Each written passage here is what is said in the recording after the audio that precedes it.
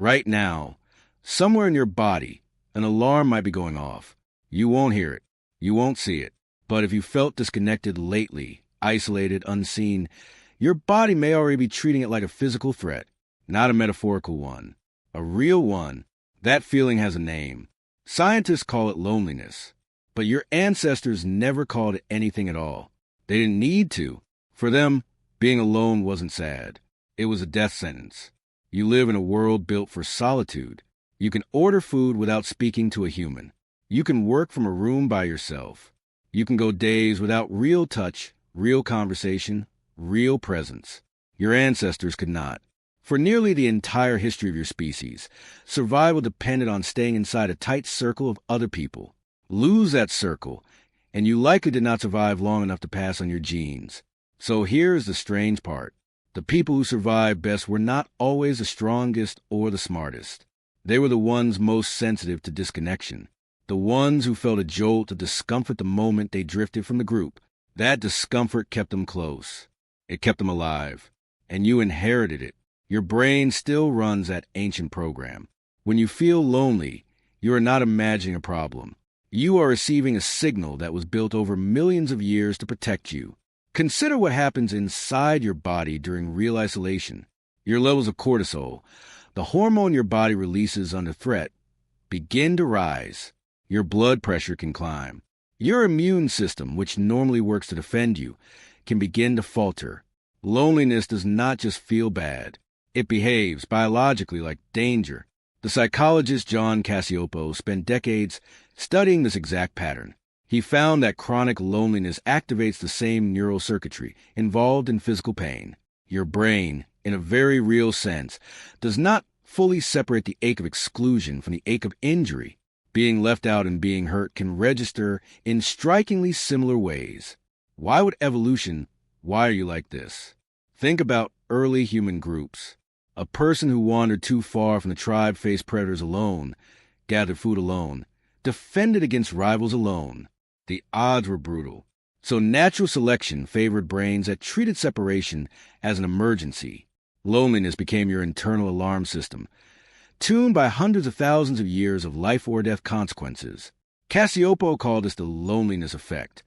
His research showed that people experiencing chronic isolation had significantly elevated risks for cardiovascular disease, cognitive decline, and early mortality. Not a small increase. A measurable, repeated pattern across study after study. And the effect is not limited to humans. In the 1950s, the psychologist Harry Harlow ran a set of experiments that still unsettle people today. He separated infant rhesus monkeys from their mothers and gave them a choice between two artificial surrogates. One was made of bare wire but dispensed milk. The other was covered in soft cloth but offered no food at all. Logic says the baby should have clung to the wire mother, the one that fed them. They did not. They spent most of their time clinging to the cloth mother, only leaving briefly to feed. Comfort, closeness, and contact mattered more than nutrition alone.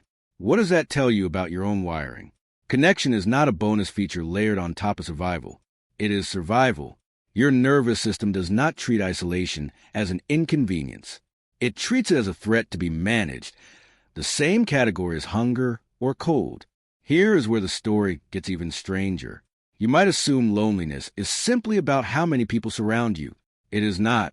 You can stand in a crowded room and feel utterly alone. You can sit quietly with one trusted person and feel completely at peace. The researcher Julianne Holt-Lundstad led a massive analysis combining data from over 300,000 people across dozens of studies. Her conclusion was striking. The quality of social connection predicted mortality risk more strongly than many well-known health factors.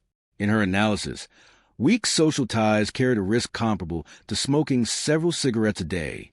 Isolation was linked to an even higher risk than obesity. Read that again.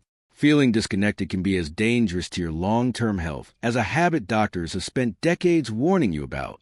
Your ancestors would not have found this surprising at all. To them, isolation from the group was never a lifestyle choice. It was often the difference between eating and starving, between healing and dying from a wound no one helped tend. So what counts as real connection? According to the data, It is not about follower counts or group chats sitting unread.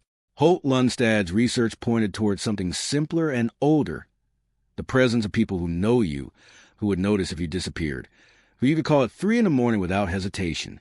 Your ancestors lived inside networks exactly like that by necessity. Small tribes where everyone's survival was tangled together. Now think about your own daily life.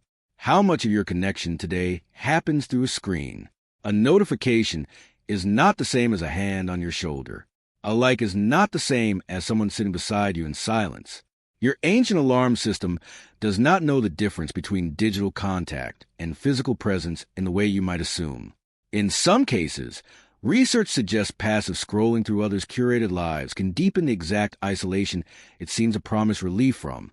This is the twist your ancestors never had to face. They could not fake connection. If they were near people, they were truly near people, sharing food, sharing warmth, sharing risk.